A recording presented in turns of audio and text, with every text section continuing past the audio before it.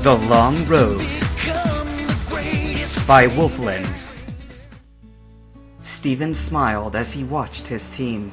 They had all worked so hard since setting out for forgery, so a day of relaxation at the beach was more than due. But the beach wasn't only a treat for his Pokemon.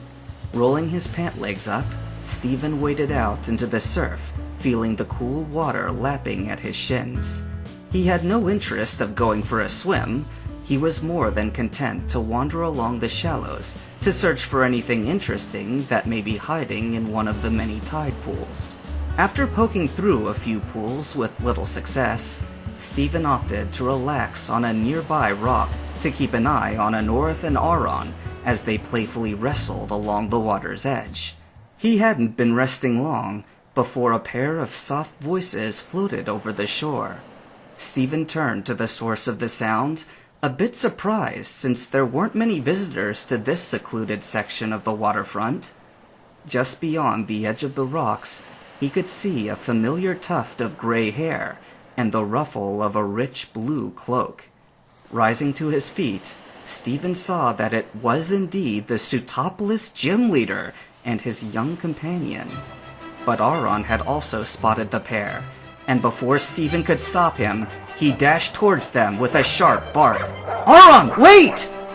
Thankfully, Aron wasn't the quietest Pokemon, and all of his blustering caught Juan's attention, causing him to turn and face Steven's little group. "Haha, you've got quite the energetic Pokemon here," Juan said with a small smile as he knelt down to pat Aron on the head.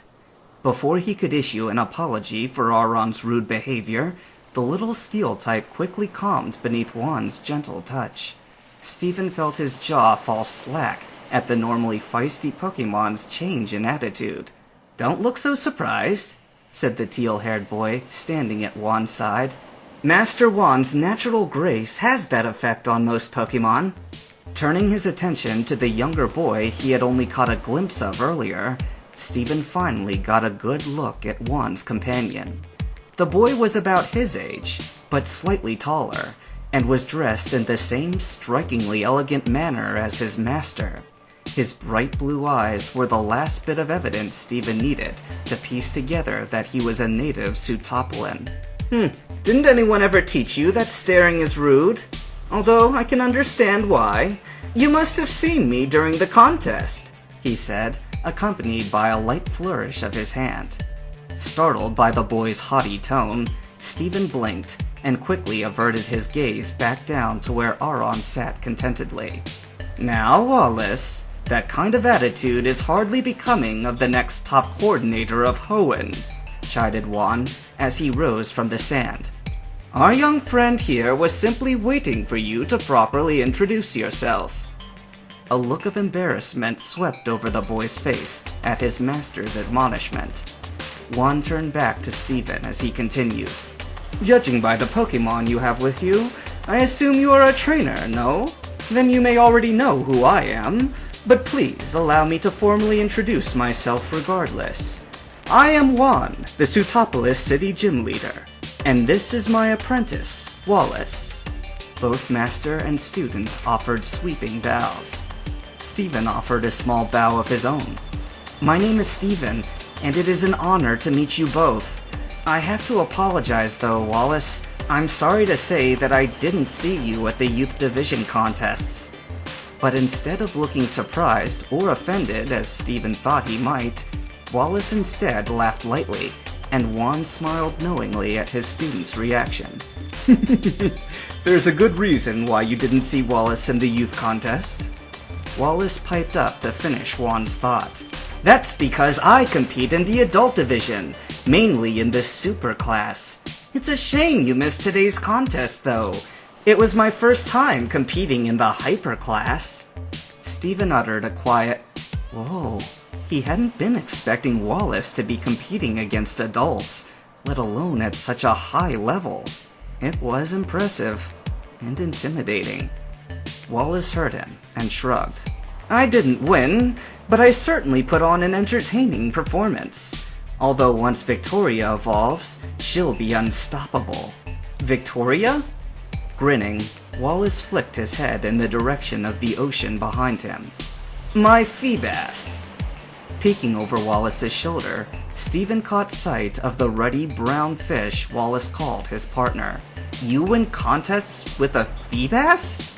Stephen racked his brain for the contest categories he'd learned about that afternoon. She must be smart or tough, right? I've heard Feebas are very hardy. At this, Wallace balked, mouth agape in shock. Absolutely not! Victoria is beautiful! Look at the luster of her scales, and the silky texture of her fins! Stephen blinked in confusion, but Wallace took no notice as he continued the rebuttal of such a great offense to his Pokemon. And look at the deep color of her tail fin! That means she's close to evolving! A sure sign of the bond you two share from all your hard work at the gym. Juan beamed down at his apprentice. At the mention of the gym, Stephen snapped back to attention. So, does that mean you're a trainer too? Wallace swept a hand to his heart. Why, of course! I'm going to take over the gym for Master Juan one day.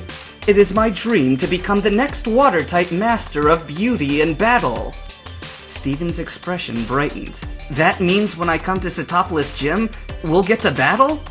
Sensing its trainer's excitement, Matang floated up to Stephen's side with an inquisitive hum. Wallace eyed the pair and broke into a wicked grin. It would be my pleasure to dispose of your team so that Master Juan won't have to waste his time on you, if you even make it that far. Finding himself grinning in return, Stephen let the jab roll off his back. He knew that Wallace would be a tough opponent, having trained his Pokemon in high-level contests and in battle under the direct supervision of a gym leader. But Stephen had confidence in his team. Like it or not, his road to the Pokemon League would take him through Setopolis, and through Wallace. He extended a hand to the trainer and coordinator extraordinaire. Then you got yourself a challenger. Eyebrows raised, Wallace looked down his nose to consider the handshake before flicking his gaze back up to Stephen's own. It certainly appears that way, he said, as their hands met. I hate to be the bearer of bad news, but it is time for us to take our leave, Juan said casually as he produced a Pokeball from beneath his coat. The trip back to Setopolis isn't terribly long, but I'd rather not be caught out on the ocean at night. In a flash, a Lapras materialized in the waves, and Juan gracefully slipped onto its back.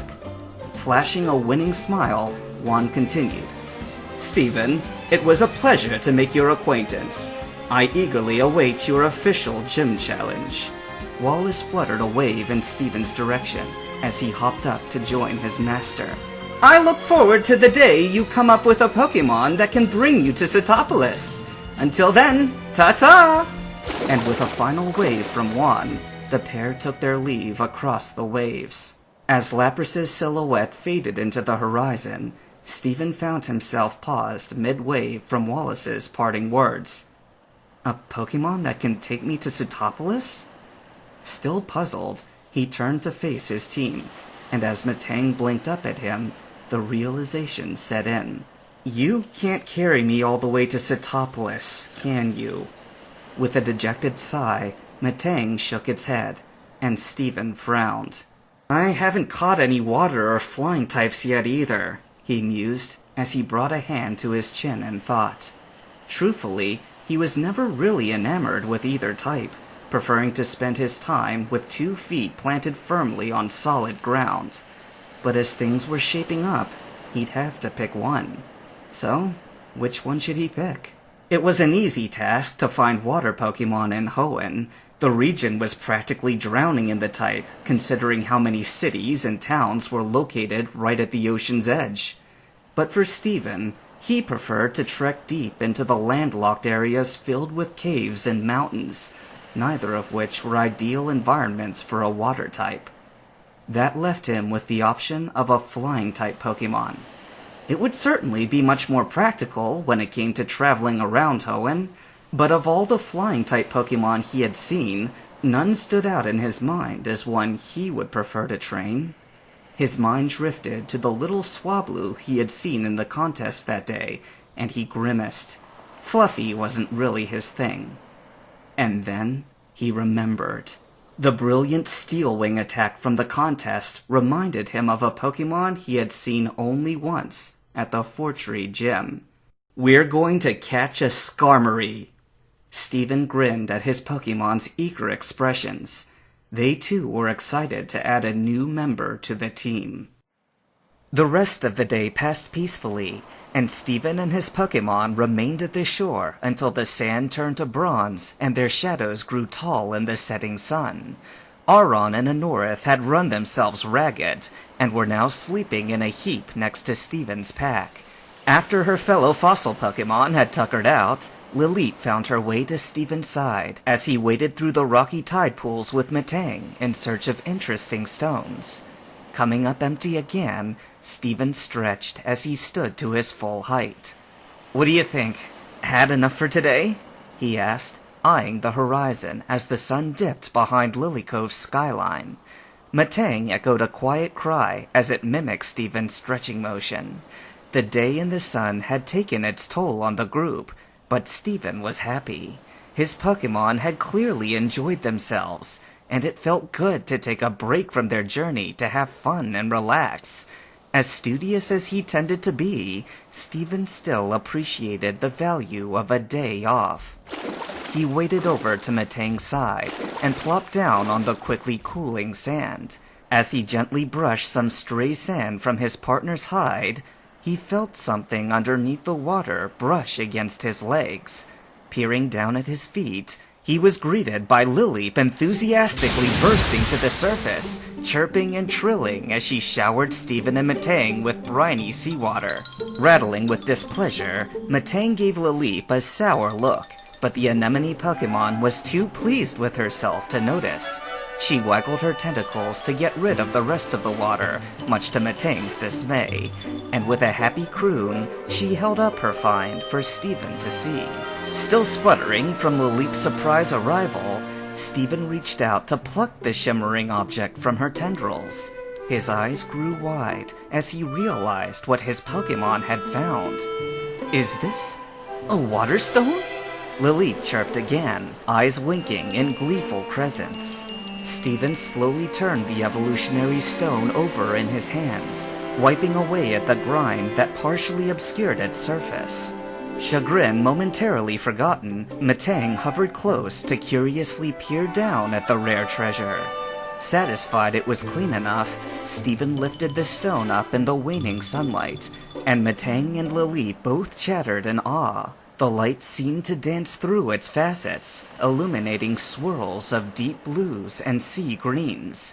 Steven couldn't help but notice how the constantly shifting colors reminded him of a certain water-type trainer, and his eyes drifted towards the ocean beyond.